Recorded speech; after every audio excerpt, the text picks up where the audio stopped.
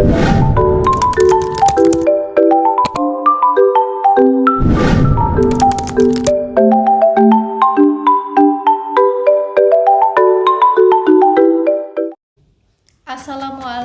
warahmatullahi wabarakatuh. Halo semuanya, kami dari kelompok 12 akan mempresentasikan materi yang berjudul Konsep Dasar Evaluasi Belajar dan Pembelajaran. Sebelum itu, perkenalkan anggota kelompok kami, yaitu dengan saya sendiri Hazza Agung Izni, Kurnia Aprialianti Putri Ilyas, dan Nurul Inayah Mustafa.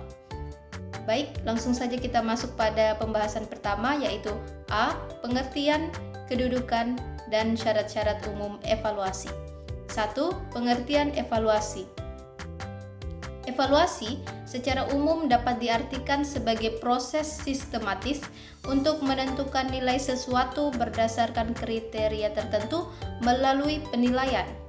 Evaluasi hasil belajar merupakan proses untuk menentukan nilai belajar siswa melalui kegiatan penilaian dan atau pengukuran hasil belajar. Evaluasi belajar dan pembelajaran adalah proses untuk menentukan nilai belajar dan pembelajaran yang dilaksanakan dengan melalui kegiatan penilaian atau pengukuran belajar dan pembelajaran. 2. Kedudukan evaluasi dalam proses pendidikan. Untuk mengetahui efisiensi dan efektivitas transformasi dalam proses pendidikan, perlu dilaksanakan evaluasi terhadap bekerjanya unsur-unsur transformasi. Umpan balik dalam proses pendidikan adalah segala informasi yang berhasil diperoleh yang digunakan sebagai bahan pertimbangan untuk perbaikan, masukan, dan transformasi yang ada dalam proses. Adanya umpan balik yang akurat sebagai hasil evaluasi yang akurat pula akan memudahkan kegiatan perbaikan proses pendidikan. Kedudukan evaluasi dalam proses pendidikan bersifat integratif. Artinya, setiap ada pendidikan pasti ada evaluasi. 3. Syarat-syarat umum evaluasi. Yang pertama ada kesahihan. Kesahihan diartikan sebagai ketepatan evaluasi, mengevaluasi apa yang seharusnya dievaluasi. Selanjutnya yaitu ada keterandalan. Keterandalan evaluasi berhubungan dengan masalah kepercayaan, yakni tingkat kepercayaan bahwa suatu instrumen evaluasi mampu memberikan hasil yang tepat. Dan yang terakhir yaitu ada kepraktisan. Kepraktisan evaluasi dapat diartikan sebagai kemudahan-kemudahan yang ada pada instrumen evaluasi baik dalam mempersiapkan, menggunakan, menginterpretasi atau memperoleh hasil maupun kemudahan dalam menyimpannya. B. Fungsi, tujuan, dan sasaran evaluasi hasil belajar. 1. Fungsi dan tujuan evaluasi hasil belajar. Evaluasi hasil belajar merupakan proses untuk menentukan nilai berdasarkan siswa melalui kegiatan penilaian dan atau pengukuran hasil belajar. Tujuan utamanya yaitu menentukan tingkat keberhasilan siswa dan menyediakan nilai berupa huruf, kata, atau simbol. Hasil dari kegiatan evaluasi hasil belajar pada akhirnya difungsikan dan ditujukan untuk keperluan berikut ini. Yang pertama, diagnostik dan pengembangan, yaitu mengidentifikasi kelebihan dan kekurangan siswa dan mengembangkan kegiatan pembelajaran. Yang kedua, seleksi, yaitu menentukan kecocokan siswa untuk jenis jabatan atau pendidikan. Yang ketiga, kenaikan kelas, yaitu membuat keputusan kenaikan kelas berdasarkan hasil evaluasi. Yang keempat, penempatan, yaitu menempatkan siswa dalam kelompok yang sesuai dengan kemampuan. 2. Sasaran evaluasi hasil belajar. Evaluasi hasil belajar memiliki sasaran berupa ranah-ranah yang terkandung dalam tujuan. Ranah tujuan pendidikan berdasarkan hasil belajar siswa secara umum diklasifikasikan menjadi 3. Ranah pertama yaitu ranah kognitif. Tujuan ranah kognitif berhubungan dengan ingatan atau pengenalan terhadap pengetahuan dan informasi serta pengembangan keterampilan intelektual. Taksonomi tujuan ranah kognitif oleh Bloom mengemukakan adanya 6 kelas. Yang pertama yaitu pengetahuan, mengingat fakta dan prinsip. Yang kedua pemahaman, yaitu memahami isi pelajaran. Yang ketiga, penerapan, yaitu menggunakan pengetahuan dalam situasi baru. Yang keempat, analisis, yaitu menjabarkan isi pelajaran ke bagian-bagian. Yang kelima, sintesis, yaitu menggabungkan unsur-unsur ke dalam struktur baru. Yang keenam, evaluasi, yaitu menilai suatu kasus. Ranah kedua yaitu ranah efektif. Tujuan ranah efektif berhubungan dengan hierarki perhatian, sikap, penghargaan, nilai, perasaan, dan emosi.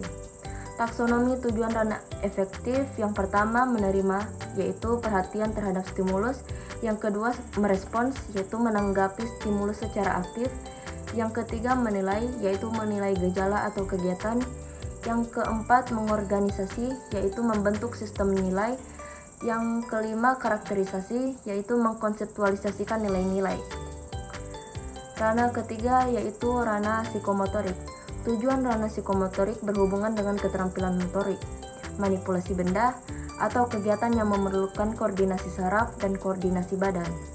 Taksonomi ranah tujuan psikomotorik: yang pertama, gerakan tubuh, yaitu kekuatan, kecepatan, dan ketepatan.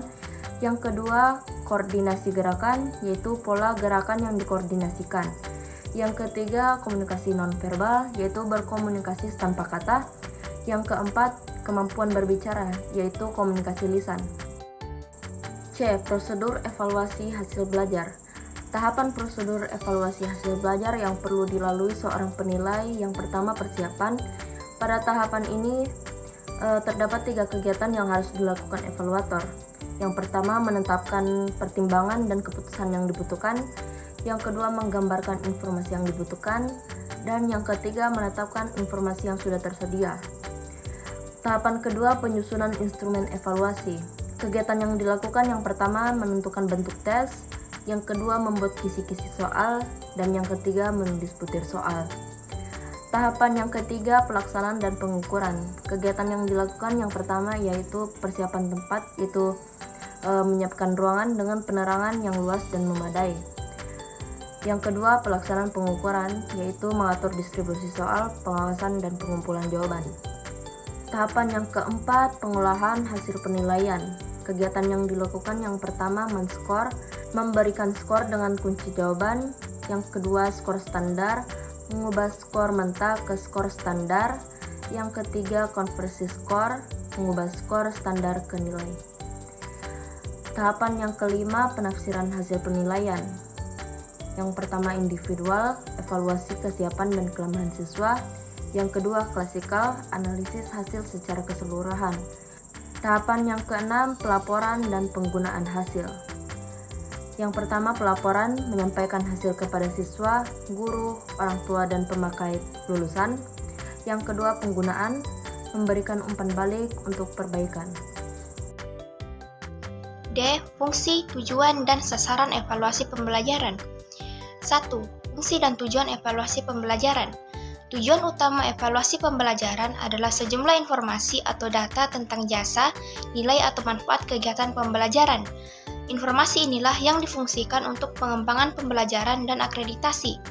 Akreditasi adalah suatu penilaian yang dilakukan oleh pemerintah terhadap sekolah swasta untuk menentukan peringkat pengakuan pemerintah terhadap sekolah tersebut. Akreditasi ditetapkan atau diputuskan setelah dilaksanakan evaluasi terlebih dahulu terhadap lembaga pendidikan baik TK, SD, SLTP, SLTA swasta maupun perguruan tinggi swasta. 2. Sasaran evaluasi pembelajaran. Sasaran evaluasi pembelajaran adalah aspek-aspek yang terkandung dalam kegiatan pembelajaran. Dengan demikian, sasaran evaluasi pembelajaran meliputi tujuan pembelajaran, unsur dinamis pembelajaran, pelaksanaan pembelajaran, dan kurikulum. E. Prosedur evaluasi pembelajaran. Prosedur evaluasi pembelajaran terdiri dari 5 tahapan, yakni penyusunan rancangan atau desain, penyusunan instrumen, pengumpulan data, analisis data, dan penyusunan laporan evaluasi pembelajaran. Yang pertama adalah penyusunan rancangan.